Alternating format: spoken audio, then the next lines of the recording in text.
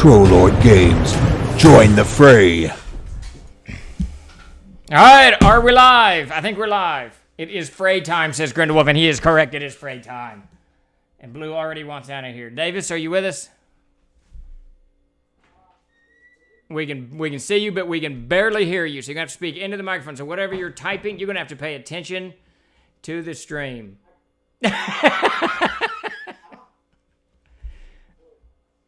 We cannot hear you.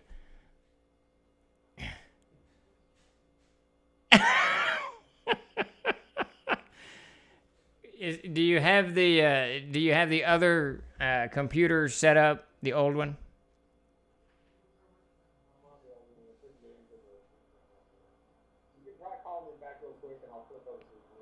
Yeah, I don't think that's going to help. I mean, yeah, well, if it's the new one, it'll help. Do you have a mic and camera and all that crap? Huh?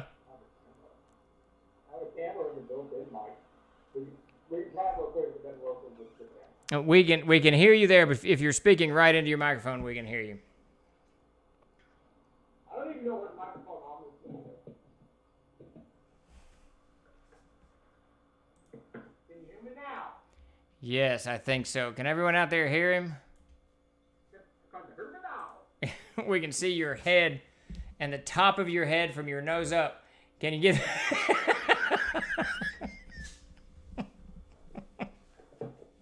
How's it going? There you go. Now you're on. All right, so we can see you, and you're gonna have to. I guess you're gonna have to face that computer where the mic is. We've got Davis a new microphone. It's been ordered. It has arrived in the Troll Dens. I shipped it Monday from the Troll Dens to Davis's house. He has not gotten it yet. He was supposed to get it Wednesday, but what can you do? There's nothing you can do. So, all right. So. Can everyone hear me and Davis? Davis, why are you looking away from the... Are you typing something? I'm trying to get into Whisper, whatever this is called. Okay. Let me in. I don't know. Does he need to be logged in? Not really. I can't see anything. I think if you... Well, I don't know. You'd have to ask Chuck. Chuck will have to take care of you. The real Dolgrim says his mic isn't feeding through to Twitch. Steve is loud and clear. Davis is Houghton. Here's a who.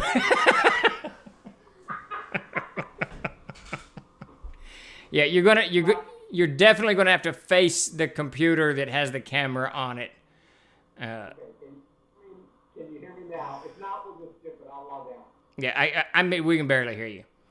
All right. You're out. Yeah, I mean that's just gonna be irritating to try to get through muffled words. So. Okay.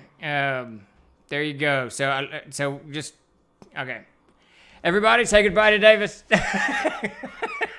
right, let me kill that. All right, let me do some weirdness here. Nope, that's me. That's that. That's that. There we go. All right. Davis has left the building. Turn his mic off and have him call you. Yeah, it's already done, Seneca. It didn't work. I don't know what's going on. He's got two computers up there. One is very, very old, and that's the one that works the easiest. And the other one, we had him an external mic, and there was an onboard camera. But the external mic, one of the legs broke off, and it doesn't stand up. So he probably tossed it in the holler. It's gone. But so we got a new mic coming in, and it'll have a stand like this one, so it won't break as easy. Davis can be rough on technology. Chuck, if you can reach out to Davis via Skype and get him logged on send him to the correct site so he can at least get in the stream, and if you and he can work something out, then we can get him back on. We can call him and get him back on. It's all set up on my end. All we got to do is fix his microphone. Chuck, did you pick up any of that? I don't even know if you're still out there, Chuck. I assume that you are. There you go. I have to make that assumption at some point. But today, Gibb such a trade or something. I don't know what the hell we're doing. It's been an entertaining week at Troll Lord Games. Lots of software issues yesterday and today, and sent out the wrong copy of a book to Kickstarter backers, and that didn't go well. So it's been entertaining. We'll leave it at that. He should keep earbuds or headset set for backup. We'll get him set up. At the end of the day, I think one, he's not on good internet. His internet is dial-up. That's horrible. They got fiber optics coming his way soon. We're hoping in December, but that's looking less and less likely. And then I'm going to get up there at some point in the next week or two and help him set up the mic and all that. We'll get Chuck online and get it all kind of set up so that he can feed through and minimally hear. Because he was on last week, Jim's Tricks the Trade or AMA or some shit, I don't know. He was fine. You could hear him just fine. But I don't know. I don't know. Yeah, Pond Dream. It does in the wilds of Arkansas. It's not good. It's probably not dial-up. It's probably, I don't know what the hell it is. It's not good. It's horrible. I mean, it is absolutely horrible. It's about 1/200th of what I get here. It's just not good. Did he sacrifice the 2 robots necessary to establish a connection? He has not yet. Maybe that's the problem. Send down a drone and kill a drone and to the tech gods or the Luddite gods or whatever the hell. Yeah, he might as well be on a tin can and a string. It's entertaining. But it's funny when I just Skype Vid Davis, which I do about once a day. There's no issues whatsoever. I think it's how we've got the Twitch, the streams or keys or whatever. I don't know, whatever is going on to make this happen. That's Chuck and Tim's department. So couldn't tell you. But we had Davis on for a brief moment. That was pretty cool. All right. But we are here to jabber about GMing. For those of you just joining the stream, I'm Steve Chenault. I am CEO of Trollord Games. Been working for the company for 20-odd years. I think it's 21 years now, maybe. We founded in 1999. Yeah, close to 21 years. Debuted at Gen Con 2000. It needs to be asked, is he connecting through AOL? Man, I loved AOL. Boop, beep, bop, boop, boop, boop. America Online. Is that still a thing? They used to send out those CD-ROMs. No, it would have been floppies 1,000 years ago. I remember getting on America Online. All kinds of weird stuff there. See more of those comparison pictures, new CNC Trium books and the old AD&D books are popping up all over the internet. Yeah, Jason Fay laid that out, and I'm so glad he did because it really brought home the whole, the homage that Jason Walton did, that Trollord has done to the original books that got so many of us into the hobby and that really jump-started the entire hobby. So back in 1978 or 7 or 9 or whatever. I absolutely love those. You've got mail. Yep. That was kind of cool. I kind of missed that. It's kind of personable. A couple of friends still have AOL. I think, does Jim Ward? I think Jim Ward may still be on AOL. A few of the people that I work with are still on America Online. Grognard AD&D people are even taking a look. Hell hath frozen over. Yes, it has. We are getting great feedback from everybody on those covers. The layout too is the layout on the player's handbook, and the CKG is finally making its round. People are getting the books as the Kickstarter backs, and just word gets out. So people are eating it up, which is great. It is a fantastic game. Davis and Mac put it together, and it's just a great game. So if you haven't tried Castles and Crusades, definitely you can download the 7th printing that doesn't have all of the bells and whistles that the 8th printing does. But you can download the 7th printing and see what you're in for. If you play any version of Dungeons & Dragons, you are going to be immediately at home and feel comfortable with what you got. So definitely check that out. And the ever reliable. I'm trying to convince someone to take them as squirrely turns. I have a few of the 3.5s, but overwritten with those. Yeah, was it discs, Sparky? Did they send them out on discs, or was it? It was a floppy drive, wasn't it? Or did you sign into the internet? I can't remember now. I had America Online. It's very interesting. When I first started computers, this would have been right after the Army. So 1994. A friend of mine, Drew Halevi, who has since passed away, he was big into computers, and he got me set up. I want to say it's Windows 3.1. Is that right? Windows 3.1. But he actually wouldn't let me use Windows. He said Windows is for boneheads. You need to learn DOS. So I did for the first year or two that I worked on computers. It was all in DOS. I did the DOS commands to open up, whatever program I wanted. And the only program I remember I had, was it WordPerfect then? I think it was called WordPerfect. And then America Online, probably a couple other ones. Here, I want to show you something I actually found the other day.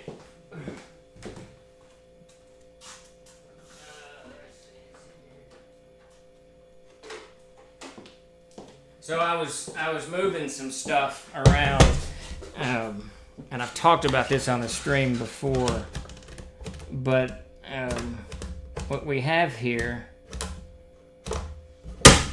is an old box filled with the floppies, and you'll notice in the top, most of this is from my master's degree and when I was working on my PhD, so it's not really TLG stuff, but I remember coming out of the mall years and years and years ago, and Drew had thrown a bunch of stuff in the back of my truck. Amidst them were these little floppy disks, and I asked him, I said, what is it? He goes, this is game Doom. You'll probably like it. You can play it if you want. So I scooped him up out of the bed of the truck, and there's 5 floppy disks here with a complete set of Doom 2. So I played countless hours with Doom 2. Still one of the best games ever made. It's just fantastic. So there's your trip down memory lane, and a little bit of history for you. It's so funny that I have kept all these many, many years, just sitting there in box after box. Nerds love to argue about anything, operating systems, RPGs, anime, comic books, you name it. Yes, they do. Sid Meier's Pirates for me. Doom 2 was amazing. Played until I almost got kicked out of college. Yeah, I absolutely love Doom. It's just a great game. I still have the Chuck Yeager's Air Combat on 3.5s. I think the other favorite game I played was some kind of tank game. I can't remember the name of it. It was this really badass tank game. I have it. Well, I may have that. That one I had on CD-ROM. Oh, hell yeah, I got it. No, it's from this company. Comanche. Yes, no, here's Delta Force. Holy shit. Where's my tank game? Oh, my tank game's gone. It's somewhere around here. That's some good games. Command and Conquer. That may be it. I don't know.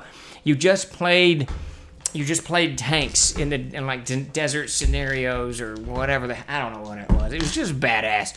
There's no it wasn't Steel Panthers. Hey, Wilson? What? Pete, what was that tank game I liked so much? I don't know. Idiots. What? Yeah, I put it on the computer and the CD-ROM blew up. Remember that? Anyways, I can't remember what the damn thing's called. Tank Commander, maybe? Maybe that sounds vaguely familiar. I don't know. It was a cool game. Doom 2 and whatever tank game we're talking about, I played ad nauseum. I absolutely love those games. And I would play Doom 2 now if I could get it anywhere on the Xbox, which is what I mostly play GTA on. But good stuff. Now, as a weird side note, since we can't get Davis here today, when Davis played Doom 2, he would play through, and if he died, he would start over. Now, he would save the game, but if his character died, he'd start the whole game over. So he wanted to play the same character through the entire thing. So it was really kind of funny. He finally got to the end. I got to the end too, but I could never finish Doom 2. I could never defeat the demon lord guy, whatever, the hole in the wall that you had to shoot the RPG in or whatever the hell it is. I believe Doom 2 is on the Xbox Online Store, possibly when you buy one of the new. Oh, I'll have to check that out. I love the Xbox. Got it set up on a big 50-inch or 54-inch TV, and I could play some Doom. And Doom 2, Warcraft, StarCraft, those were Davis's games. He loved Baldur's Gate and Warcraft. He played nonstop. TIE Fighter. Was a tank game called Desert Tank? Nah, that doesn't sound familiar. It's something like that, though. It's the same company that made... I think it's Tank Commander. So Nova Logic made Delta Force. Let me look this up real quick before we get into whatever. What's going on? What's happening? Where'd everything go? Is that you? No. Is that you? I don't know what's going on. I got something goofy. All right, there we go. We still here? Everybody still there? Yeah, good. Let's see. So it's a Nova Logic game. It may be Tank Commander. Armored Fist. It was Armored Fist. That is the game that I played so very, very much. I absolutely... I'll put this link up here for everybody. Paste. Armored Smith. There you go. Yeah, Armored Smith. Armored Fist is what it's called. It's just a cool game because there's no backstory. I don't want any backstory. I don't want any whatever. And now I pour more. All right, Ben Adams. That's no good. Yeah, there you go. Yeah, with a lot of these games that I like to play, I don't really want to think about it. That's why I love GTA so much. Of course, my oldest son's played it through, so I've got like $12 million, and I can die a gajillion times. How's it going, Shinkai? I could die a gajillion times, and I'm good. You know, I could keep playing it. Though I think I've gotten him down to about 12 million. I've died so often playing GTA. And I wish they'd come out with GTA 6. That would be kind of cool. I don't think we're even anywhere near GM's Tricks of the Trade, but we're definitely meandering down a memory lane once again. Let's see. 12 million nub sauce and over 3 billion. Ultimate Blackgate was awesome. Yeah, there's just a bunch of good games. There's still a bunch of good games. I watch a lot of these that my sons play, and I think I need to be playing that. It's too much troll lording to do. Though it's been a good year. We've released a lot of the stuff that's been hounding us with just a few more books, and then we'll be on to new stuff. So who knows what comes next? Question CNC Monsters and Treasures 4th edition has 176 pages. New edition has 366 pages. Yes, Coach Ace 123. So what we did is we took the Monsters and Treasure book and we took the classic Monsters book. We jammed those two together, and then we took a whole bunch of monsters that have appeared independently in other publications, adventures or what have you. Amazing Adventures, I think some of those got carried over, and we jammed them all into one book. So you've got this one very large Monsters and Treasure book to take to your table. I wish we had pulled the treasure section out of it, to be honest with you, to make it a little bit more manageable. It's a good book. It's chock full of everything you need, and you won't need to get Classic Monsters, which is out of print, of course, or whatever. You can, just about everything you need is going to be in that monster book. Aside from Demons and Devils, those suckers landed in the Tomb of the Unclean. Tome of the Unclean. God almighty, when that book sells out, we're never doing it again. But there you go. Well, that's an instant buy. Thanks. All right, excellent. Good deal. Good deal, Coach Ace 123. I hope you enjoy it. We've got it in 2 covers, of course. I got so much crap. This is the tribute cover, and then we've got the, as Tim Burns is calling them, the classic cover. So there you go. All right, let me take a drink of water, then we're going to dive into it. We're really not. We don't have much of a topic today. Really, I wanted to kind of talk a little bit about the Castle Keeper's Guide, and not so much as kind of selling the book, but just what's in it and what GMs, what we need, what you guys need out there, what I need at my table. And as always, any kind of commentary that you have, please throw it in the stream. Even if you're a new GM or if you've been GMing for 20 years, I have no doubt that you already have experiences at the table that we all can benefit from. You've run your first game, and you've already kind of cued into the chaos that's going to come from that other side of the table. So even novice GMs, we love to hear all of it. So throw it in the stream and let us know. I see Davis has joined us. I was reading it last night. Davis has joined us on the stream, though he isn't going to be on camera, I guess. But here he is. Davis Chenault, of course, co-designer with Mac Golden of the Siege engine that powers Castles and Crusades, Amazing Adventures, and Tainted Lands, Star Siege, and blah, blah, blah, blah, blah. And Davis there was a whole bunch of us that wrote the Castle Keeper's Guide. That's this monstrosity of a book here, about 350 odd pages of content just for the GM. And we just released the third printing of that maybe 2 months ago. And it's absolutely 127 people contributed. It was a lot. Casey Christopherson, James Ward, who else did? Of course, I wrote a good chunk of it. Mac Golden. It's just a whole lot of folks dove into it. Yeah, here we got Jason Vay, Robert Doyle, Charles had a little bit to do. Charles Kumber, our own Babunski, had a little bit to do with this version.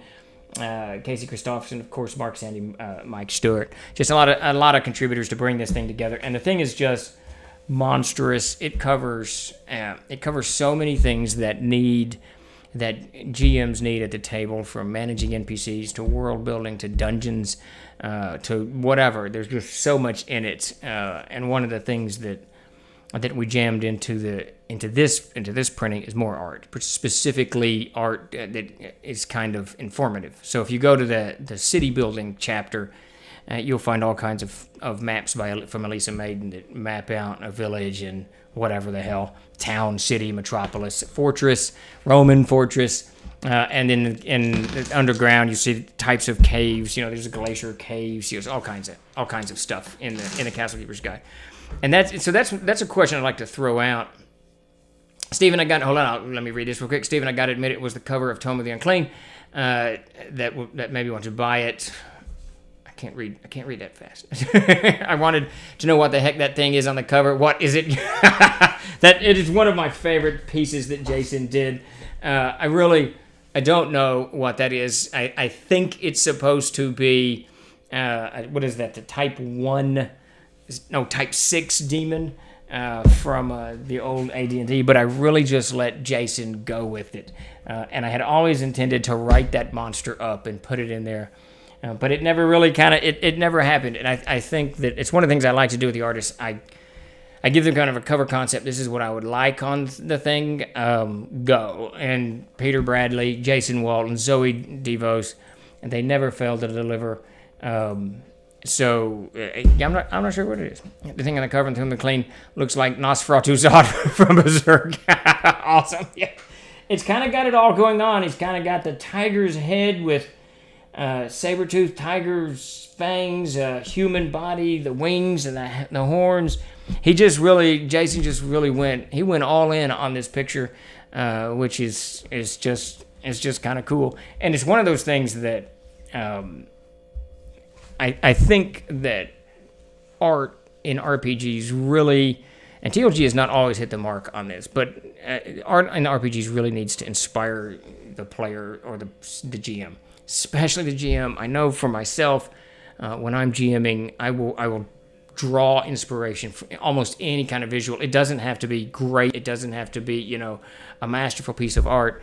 Now, I saw something on Pinterest about a year ago. I wish I had saved the artist. I'd like to have contacted her.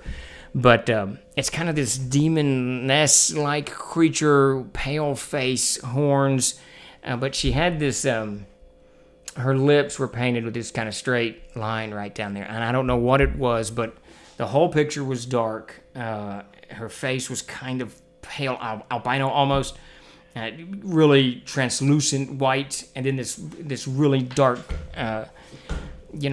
streak of red on her lips was super inspiring. And a whole series of games exploded off. I saw the picture, looked at it for like 10 minutes, and because it was so awesome. And then it was just literally just the headshot of this demoness or witch or whatever it was, and it inspired a huge amount of games. And I wove that into my table's Thursday night game, and it probably was about 3 games that centered around this creature that was all inspired by this one piece of art. And I think that is a huge takeaway from any art that an RPG company does or that an artist does or anything in the RPG community.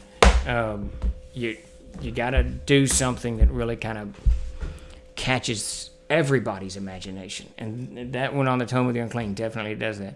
Yeah, there's me recommendation: replace the hole left by CKC advantages with some nice random encounters by terrain level tables. That's a very good idea. Save us newbie one Haramobi.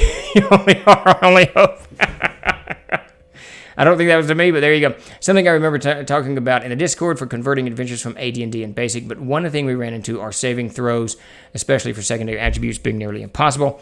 I think a save of equal level is like 45% chance of success and only 15% for secondaries, give or take, based on attributes. Is this math by design, or is it more just a side effect of the Siege engine? No, that was very much by design. Now, I can't get into the particulars of the math in the Siege engine. That's Davis and Mac, because they really worked hard to make those numbers play out both logically and how we wanted our games to run. And I know that secondary ability really needed a drop off, according to both of them. And I agree completely with their decisions on it, so that you focus on the primes. I mean, you give, and it's interesting how they do it, because like Davis, when he makes characters out, Davis he'll often put his higher attributes. So if he rolls an 18, he'll put that on a secondary ability, so that he's at least got a little bit of an edge there, and everything kind of gives him a slightly greater chance, even on the secondary, because it's a huge drop off. But yeah, there's Davis right there. Yes, it was definitely by design. One of my ex-wives. Type 6 demon, extra demonic with chili. There you go. But if you look on our about page 260 and 60G, other options are given. Yeah, Davis is right. So in the Castle Keeper's Guide, one of the things that we did is we explored what went into and the making of Castles and Crusades and the Siege engine, so that you can take it and you can change it. And this is one of the nice things about, in Dungeons and Dragons. Now, I can't speak for 5th edition because I have not played it. But in earlier editions, you could kind of tweak it. By 3rd edition, tweaking was difficult, and 4th edition was difficult as well. But Castles and Crusades we explored whatever. We invested into the idea that every one of you people who are sitting behind the screens or even in front of the screens, you're going to read something that TSR wrote, or Wizards of the Coast wrote, or that Trollord Games wrote, or that Stephen Chenault designed, and you can go, what? That doesn't make any sense. That's not the way a halberd would actually work. And you're going to tweak it. We all do it. Everyone does it. And the design into Castles and Crusades kind of factored that in. And you can see that in the Castle Keeper's Guide, definitely. Yeah, I saw those, was hesitant to mess with those knobs and gears since it affects the core system. Yeah, I don't like to touch the Siege engine, but I know Davis does. Davis is always playing with the Siege engine. Jason V is too. The disparity exists to distinguish or highlight character strengths and weaknesses. More great maps and vistas are needed. Yes. My favorite vista, Omud, is on the cover of S2. Nope, that's wrong. Of C2, Shades of Mist. Jason Walton did this beautiful panoramic view of the Darkened Fold and the monastery that is overlooking what is it? Loretta's Bluff. I absolutely love that piece. Mess with them, it will have effects that none of that breaks the game. It just changes the percentages. It's Davis. That old Type 6 demon image of the big demon with the little wings came from an old black and white movie, Curse of the Demon. Oh, that's very interesting, Grindelwolf. One was cursed by receiving a piece of paper, and the only way to get rid of it was to pass it to someone else without them knowing it. That's kind of cool. That'd be an interesting game. Anna, hello Anna, how's it going? You're all right. You're never late at a troll gathering, because we're rarely on time either. So you're good to go. And I think we'll be sitting down and chatting tomorrow over on Jay's channel, talking about maps. I think mostly, which is always a passion of everybody's, especially of yours, Anna, since you do it professionally and absolutely beautifully, I might add. Tell Me the Unclean is a home run all around. The cover art is awesome, and the monster write-ups are among the best in the CNC line. Useful, gameable info that inspires adventures. So, well, thank you for pondering that. Kim Hartsville and I wrote that. We put a lot of hard labor into it. And I want to expand it. I know that when we do Elfstrag starting in January, I hope to get to level 18. And maybe Anna can help us out with the maps on those, because they're monstrous. But and get to level 18, I want to. There's going to be more. There's just going to be more. That's just all there is to it. Because Elfstrag's filled with devils. Thank you for the subscription, Dardian. Very much appreciated. My favorite monster, Gibbering Mallard. Every time it's the Gibbering Mallard. I absolutely love the Gibbering Mallard. And I think the reason is it is unadulterated chaos. There, you don't have to have any reason. It doesn't exist, in this kind of world where it needs to eat and breathe oxygen. It's just a monster of senseless violence. And when you meet it, you have to kill it or it's going to kill you. I absolutely love the Gibbering Mallard. Plus the imagery that the Gibbering Mother comes with is just cool. Next to that's probably the Mimic. I love the Mimic too. It's just very, very cool. Ever consider doing an equipment guide? Yes, we've talked about that quite a number of times. We've got the Arms and Armor book, but we'll probably eventually do it. The Adventurer's Backpack has a ton of new equipment in it and a ton of backpacks. But you got to be careful, I think, that you get into this zone of wanting to have 14 types of shoes, when I think that a really good equipment book, the way I'd want to approach it is it's going to have playable content, something that helps your character out in a certain way. So if you have this snowshoes, say, it increases your rate of movement on... let me kill this thing. It includes your rate of movement, and increases your rate of movement by 10 in snow or something like that. So I think that if we do an equipment guide, it's going to have more of an impact than just lists of equipment. That would be the way I would like to do it. Hello all, sorry I'm late. 2 p.m. Pacific is smack dab in the middle of work day. Well, I'm glad you could join us, Dardian. It's always a pleasure to have you jump into the stream. We're kind of doing a free for all in the GM's Tricks of the Trade tonight. Not worrying about any kind of focus on anything, with a little bit of touching on the Castle Keeper's Guide that's released a few months ago. It's just chock full of all kinds of GMing material. And that's kind of what are you guys looking for when you're GMing, when you're looking to run a game? What kind of resource do you want behind the screens? What do you find most useful? Is it going to be monster books? Is it going to be a Castle Keeper's Guide type book that has all of this extra stuff in it? Is it going to be equipment guide? What is it what you guys are actually looking for? I tweaked my game with the tertiary, I could never say that word, attributes, so it's not quite as brutal on my noobs. We are all tweakers. Yes, we are. Tweakers. Wait a minute. Isn't that like someone who does a crack? Or I don't know. You'd think I would know that by now, since I've watched all... I'm on season 6 of the Narcos, the first 3 Narcos, and then Narcos Mexico. Fantastic stuff. Got to go watch it if you haven't. Thanks, Davis. Yeah, that question came up after the Banshee killed half the party because the safe was so high for secondary attributes. Hey, Bill, how's it going? Glad you've joined us. Was there any discussion of giving the Ranger a prime rather than strength, given that none of the Ranger's unique abilities depend on strength? Absolutely. That was the most bitter, contentious argument in the entire design of Castles and Crusades, without a doubt.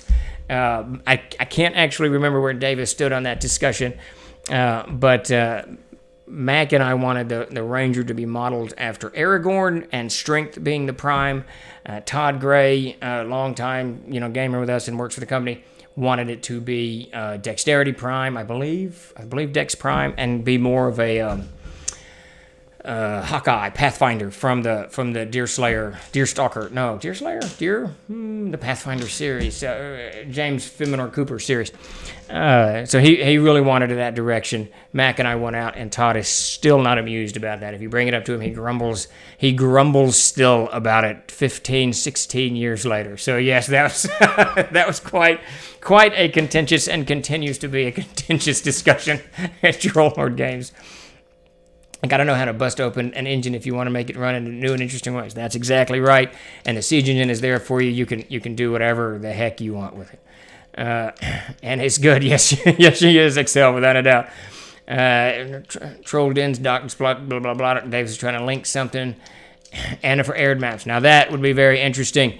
This giant monstrosity on the back of the wall here. Maybe we'll talk about that. Gibbering Mothers can be used to do strange things when you want to. Yeah, absolutely. It's just a cool monster. Gibbering Mother, fun fact is, it was based off my ex. All right, I'm leaving that one alone. Stephen, the Gibbering Mother is a direct equivalent to H.P. Lovecraft's Shoggoths. I did not know that. That's very cool. Those monsters were just formless masses of bubbles that gibbered insanely and could change form. I didn't know that. That's very, very cool. I just started rereading. Is it Lovecraft did Mountains of Madness? Yeah. That's Lovecraft. I just started rereading Mountains of Madness. I was about into page 20 when I got sucked into this UFO mess that I've been caught up in for a month now, or 6 weeks now. I'm just reading UFO book after UFO book, so I'm really into that right now. I'll return to the Mountains of Madness soon, but I didn't know that, Shinkai. That's very cool. You can have it gibber and gibber even within it says 2 words, and then back to gibbering. All right, we're leaving that one be. The Oni's the best monster. I will throw hands on this subject. I love that expression, throw hands. I absolutely love that expression. personally on the Ranger, I tipped the prime to Dex. Yeah, so it was Davis and Todd and me and Mac, and an unknown thing in Trollord games, because I am the last set of eyes that look, Davis knows this, I am the last set of eyes that look at any book before it goes to the printer, which means technically I have the final say on anything because I can change it, and I know that Davis and Mac and Todd, they're never going to go back and look at it. So whatever I actually want it to be, I can go in there and change the text, put it in and send it to the printers, and they'll never know.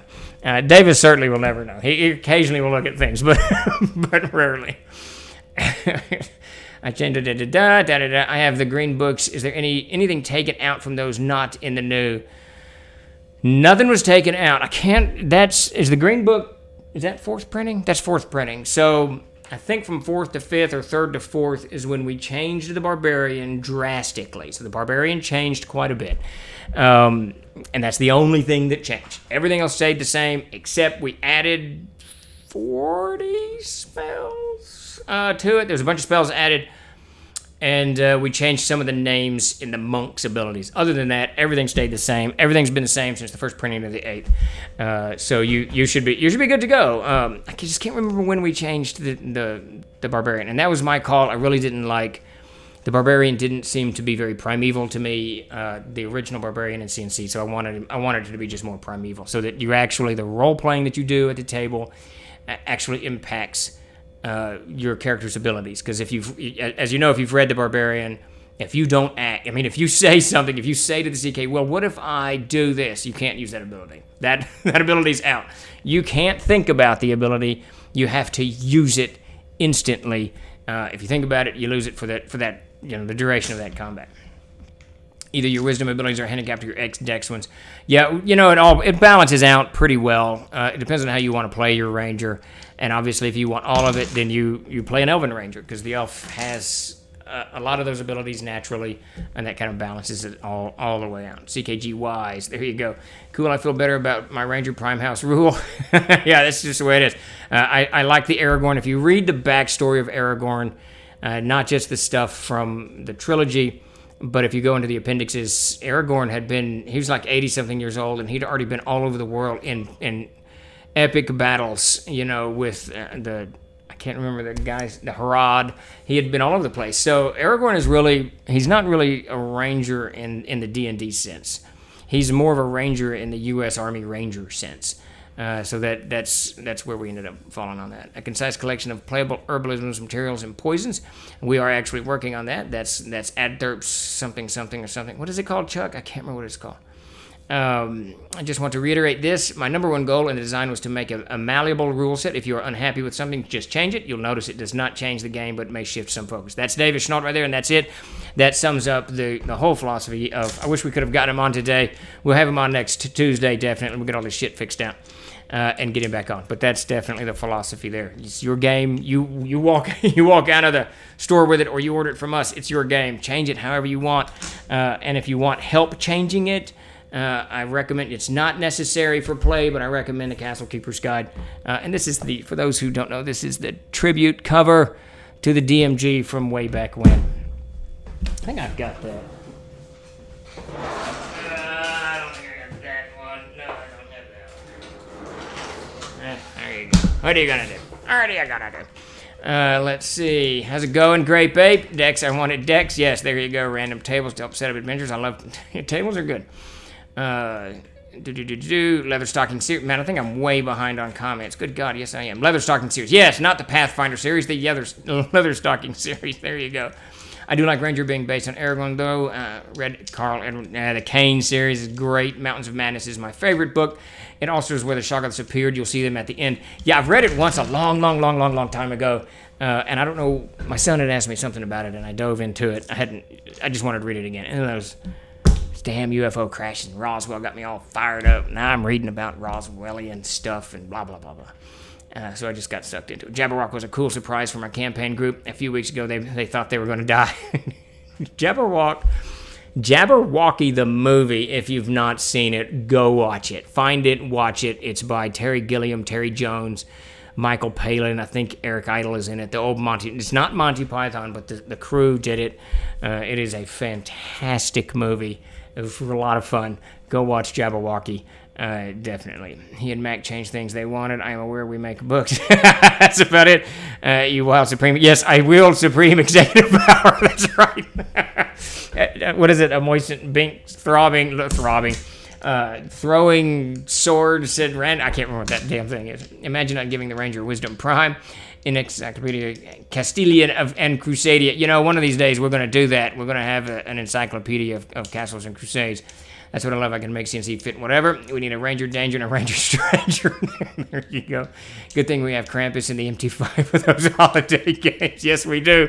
He went to Rohan and all over Middle Earth. He did, and it's really cool reading that back. It's not much on it, but there's enough there to get you an idea that Aragorn's career was much, much, much greater than's even kind of mapped out with his adventures with Gandalf in Moria or whatever.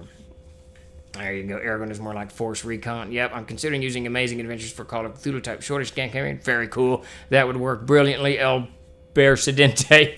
The full title is Adtherp's Guide to Crafting. No, it's not. Is it? No, it's Adtherp's. Damn it, Chuck. I think that was the title. We changed it. Adtherp's Miscellaneous. No, Adtherp's. I don't know. That's not right. We need to look it up on the website. Tim, are you out there? Tim, are you with us? And Gandalf called Aragorn the hardiest of men of all time, of his time. Do you have a favorite thing in the CKG that you wouldn't run a game without? Jung Flexbar, absolutely my favorite thing to do with the CKG. This is chapter 10. It's a chapter I wrote, and it's using land as treasure. I absolutely love that chapter. It gives a whole new take from the GM's point of view on how to award your players, and it gives you guidelines on, say, if you're a ranger and you're 5th level and you're given this, I can't remember what it's called, but you'll be like award of a certain amount of terrain. Let me jump to that chapter real quick. I absolutely love Land is Treasure. It gives titles to every level up to 12th for the up to 25th actually. Up to 24th level. So looking at the Barbarian, if you're a 5th level Barbarian, you're a Thane or a shirt wearer, you have a seat at the council, and you have a calling of 1 to 10 followers. I love this type of stuff. I'm big into role-playing at the table, and I'm big into building, into the characters, into the players building their own, military is not the right word, but whatever, holdings, I don't know, whatever the word I'm looking for. And we did that for each of the classes. So if you look at like the Cleric, at 7th level, you are an Exarch, and you have a Sanctuary. You have 6 Acolytes. That is my favorite chapter in the book. It fleshes it all out for you, and obviously you can adjust as you need to. And it's not an automatic reward, so it's not written up in there that when a Ranger gets to 2nd level, she gets this. It's just kind of a guideline for if you want to reward them. Here's something that would work along these lines, and here is a title that they've earned from a local lord or power base or oligarch or whatever, however your world's set up. So chapter 10 is without a doubt my favorite chapter, followed by chapter 9, which is the equipment wastage. I love destroying equipment at the table. I like to do it over time. Just, if they've traveled 250 miles in boots, the boots begin to wear out. Or if they're strenuously using ropes and all this other stuff, I like it to break. Or if they are attacked, I like things to get destroyed. So I'm a huge fan of equipment failure. It's one of the things we talk about here on GM's Tricks of the Trade a lot, using equipment both to encourage players to play more, to describe their characters, to develop their characters, because people really do begin to associate themselves with whatever, just like we do. This watch, I love this watch, so I associate with it, just like your favorite jacket or your favorite pair of boots or whatever. Characters are going to do the same thing. Players are going to do the same thing with their characters. So equipment is just a fantastic way to get them to kind of get more into their character, and it's a great way for the CKGM to describe things, to set the tone of your world. So if you want it to be, say, 15th century shogunate Japan, I'm not sure if the shogunate was alive in the 15th century. I don't know much about Japanese history, but maybe, I'm sure it was. Surely there were some shoguns there. Anyways, then you can describe that. And then as you're describing this armor is the shogunate armor, then everybody at the table is going to know, right? So that gives the GM even more stuff. And then it gives a fantastic way for them, for you as the GM to to make them spend more money, to redirect damage, all of these things. If you roll a natural 20, you don't want to kill a character, you destroy their shield, whatever. And stuff like that I love equipment wastage. So chapters 9 and 10 are without a doubt my favorite chapters in that book.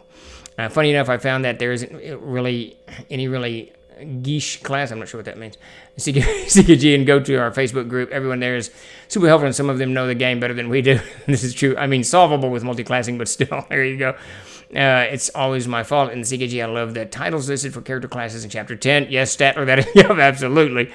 Oh, have you ever considered multiple primes on a class, more specialized classes that take up 2 attributes? I mean, I have to think about that. I don't think about rules well. Darklight, my brain doesn't function in a rules environment. Have you ever considered multiple primes on a class? Oh, yes, yeah, absolutely. So, I think one of the adventurers backpack classes get more primes as they gain levels. I think, is that the Seeker? One of them. So we've kind of designed that into one of the classes to allow you to kind of, or wait a minute, it's the Seeker, and they get to change the prime, or something like that. Yeah, so that's definitely part of the network, and it's one of the things that I actually like to do with magic item, because I get so tired of the standard magic item crap that we've all played with for 2, 3, 4, 5 decades. One of the things I like to do is give magic items that enhances a secondary attribute, making it a primary attribute. I think that's really cool. Atherp's Guide to Natural Remedies. Yes, Tim, thank you. That's the title of it. So yeah, Darklight, I think that's another way the Siege Engine really allows the CK, the GM, to push elements in the game that maybe some other games don't have. It's really nice. And then the players really begin to appreciate that as their characters grow in different directions. They've still got the level base, you're getting experience points, you're getting better at what you do, but you also can grow in this direction, and it's just cool. My comment was ahead of its time, absolutely. We have more ideas than we have players need to recruit. There you go. I just wanted to make sure I heard you correctly. Before, the upcoming codices are based on Korea, Mongolia, Mesopotamia, and Canada. Yes, Blood Wild, except maybe not Canada.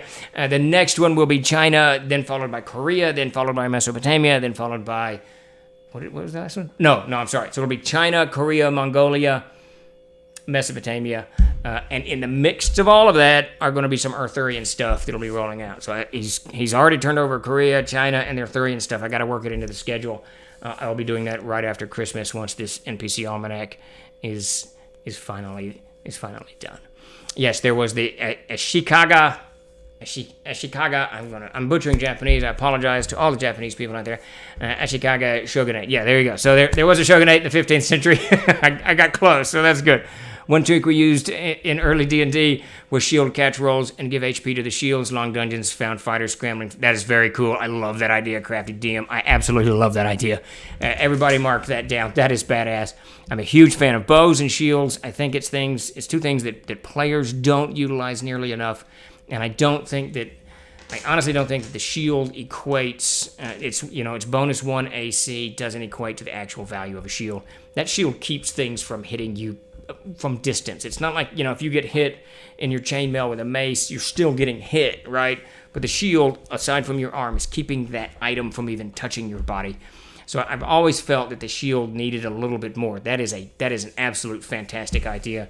And that's actually why I love GM's Tricks of the Trade, because people like the Crafty DM, who's clearly crafty, can get in here and throw out some ideas, and then we can all benefit from them, and that's just badass. I always struggle with arbitrating equipment waste. It's very hard, and I'll say this about the CKG's rules on that. I think Jim Ward did those charts. I can't remember who, but they're kind of they're not intuitive. It takes, every time I use them, I go in there and have to kind of rethink what I'm doing here, because there's no, if I remember right, there's no challenge based, or there's no CL. It's just a challenge based. The number you get is the number you have to beat. I think that's how it goes. I can't remember now. Fighter Wizard Hybrid. Shinkai Steven, this is probably a loaded question, so I apologize in advance, but what do you think of this current thought amongst newer players that DMs should not be allowed to kill their characters during the normal course of play?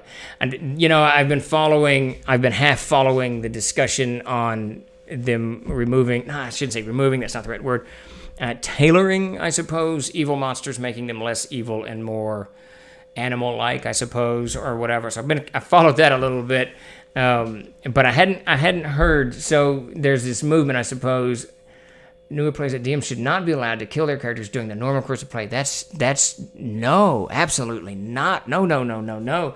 And there's two sides to that coin. And one is it's so easy to understand and so easy to, and so often forgotten. It's crazy. But the first side of that coin is, I've been running games since 70. I started playing in 76. I think I started running them in 79, 80, some shit like that. I don't know. And the one thing I've learned is the fear of loss, both hit points, levels, equipment, magic items, and the fear of death gives the game a real loaded tension to it that is essential, that sets it apart. It sets it apart from so many other games. It sets it apart from chess, from, what I can't even think of any other games. Whatever board games are out there. Anything. What is the one with the ships? You sank my battleship, or Stratego, or whatever, where you really you've got pieces that you lose and the game is over, right? So if you sink my battleship, the game is over. I lost. But in role-playing games, the loss is ratcheted up just a little bit because it's something you've invested time, energy, and more importantly, your imagination into. So this character becomes, something at the table.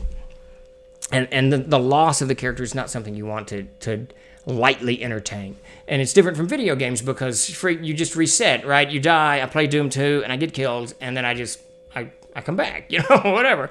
I think in GTA you got to pay $500 to come back or whatever. So, there's no real loss there. I got everything in GTA. When I die, I come back, I got everything that I left behind. And you're golden, and that's cool for that medium. But RPGs are very, very unique in the amount of time, effort, energy, and imagination that you put into these characters. So I think that the risk is absolutely necessary for the fun of the game to separate it, differentiate it.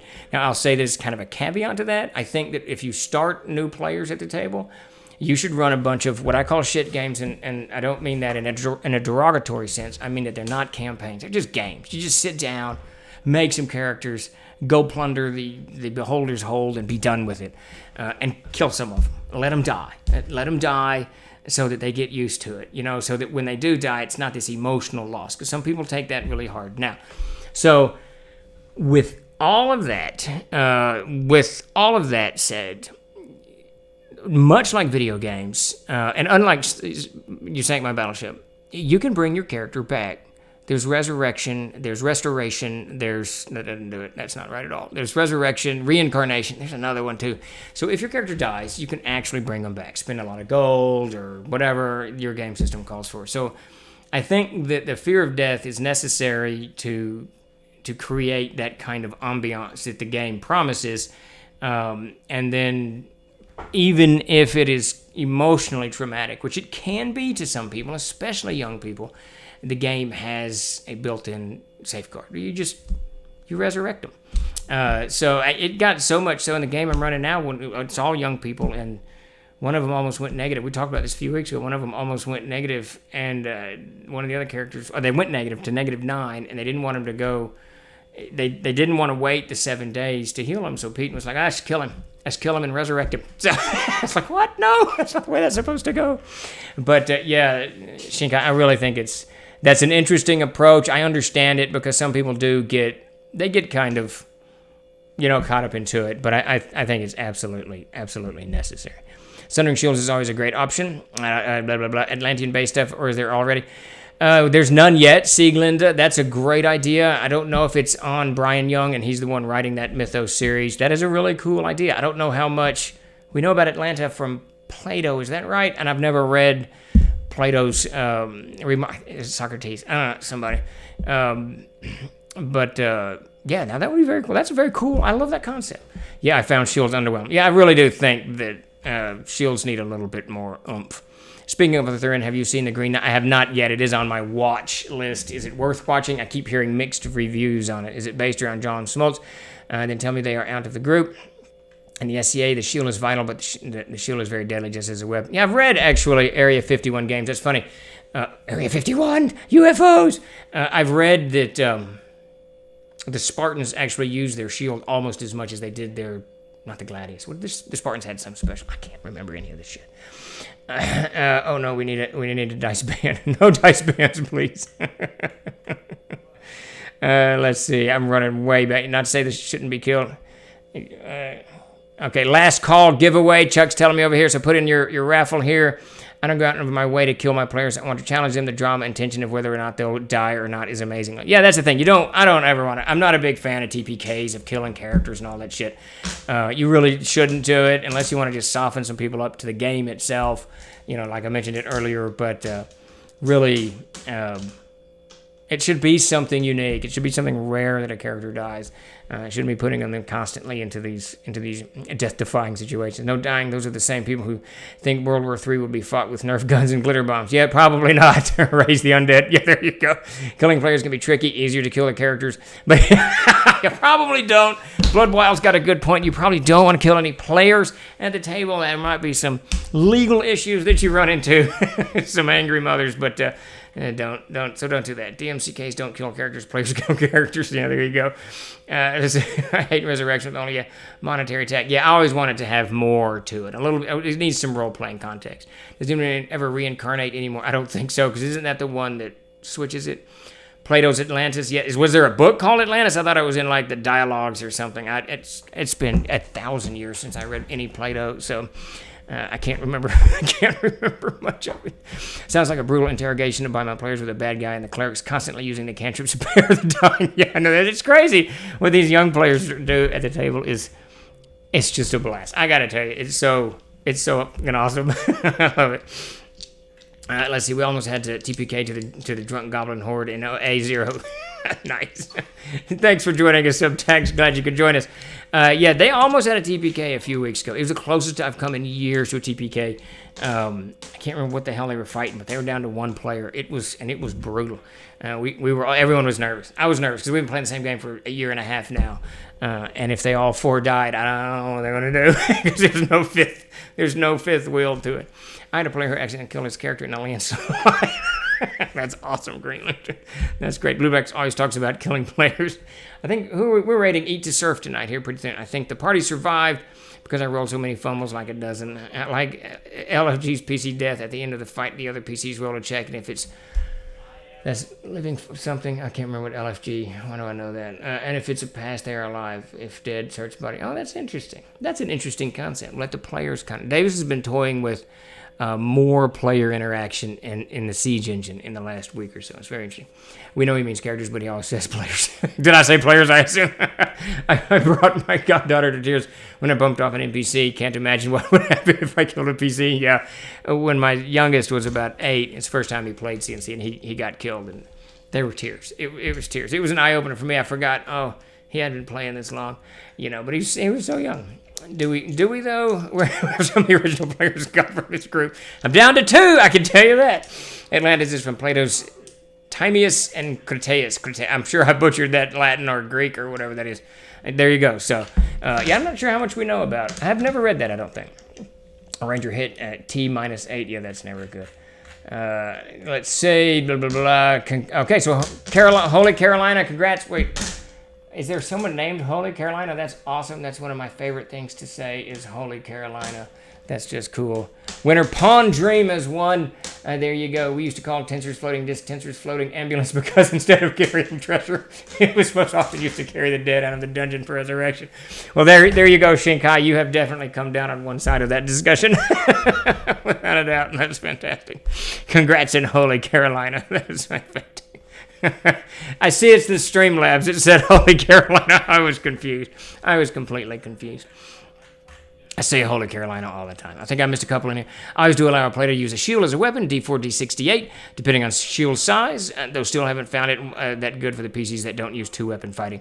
Yeah, I think, like I said, that shield is just an awesome weapon. I know that if you were to thrust me into the Walking Dead environment or any environment, the first damn thing I would get would be a shield. And something I can get my arm out of quickly. But, because like you said, you use it as a weapon. You push people off of you. The zombie can't bite you, what have you. Almost had a TPK one time when the party was ambushed. I was rolling lots of crits. They came up with some neat ideas, so I ran with it. That's very cool. That's honestly the way to do it. If you're getting into that zone where everybody's fixing to die, it's good to do something to kind of help mitigate that. Yeah, well, that one being my posting a picture of the space on my bookshelf. There you go, spear and shield. Yeah, Davis, it's funny because I never thought much of the spear as a melee weapon. I always do as a missile weapon. But there was a show, don't know what it's called, about the Templars like 15 years ago, and there was this big battle in this castle where these guys were using sword and shield, shield and spear, and I was very impressed with the way it was choreographed, and I thought that's a whole different level of weapon there. So I've become a spear fan. Spear is best weapon forever, shield best defense ever. A melee 100%. Kingdom of Heaven. Was it Kingdom? No, it wasn't Kingdom. This is an old TV show. Lando, it's an old TV show that Mac Golden showed me sometime in the 90s, early 90s, I think. I want to say it was on PBS, but don't quote me on that. And I want to say it was about the Templars, I think. But I'm not going to swear to that. Shield and Spear, think 300, absolutely. I believe in Spear and Shield supremacy. Yep, there you go. Well, Davis, you're not alone. There's a lot of folks that are diving onto the Spear and Shield. The only two swords to ever be primary battlefield weapons were the Gladius and the Zweihander. Oh, now that's interesting. The Gladius definitely had a huge part of the Roman setup. I have a Templar army for historical wargame. Now that's very cool. Templars just looked cool. Not quite as cool as the Hospitallers, but they looked very, very cool. And if you're going to go into battle, you got to look cool while you're going into battle, right? Fireforged miniatures. Oh, very nice. All right, I think that we've rolled over 5:30. We're going to have to figure out these. I'd like this time slot a much better. 4:30 to 5:30. This is very good. Seleucid army for ancients. Oh, nice.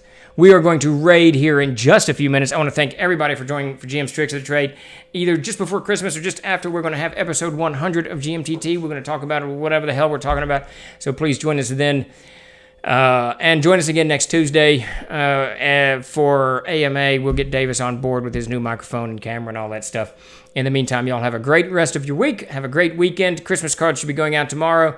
If you're not on the list, get a hold of Tim over at Product Support. We'll get you on the list. Get your Christmas card in the mail. And you all have a great, absolutely fantastic weekend and a Merry Christmas, Happy Holidays, and all of these things. If you don't see us again before the break, and we all scatter in whichever direction it is. Absolutely. You all have an absolutely Merry Christmas and Happy Holidays and a Happy New Year. Is that right? Yep, we got a Happy New Year.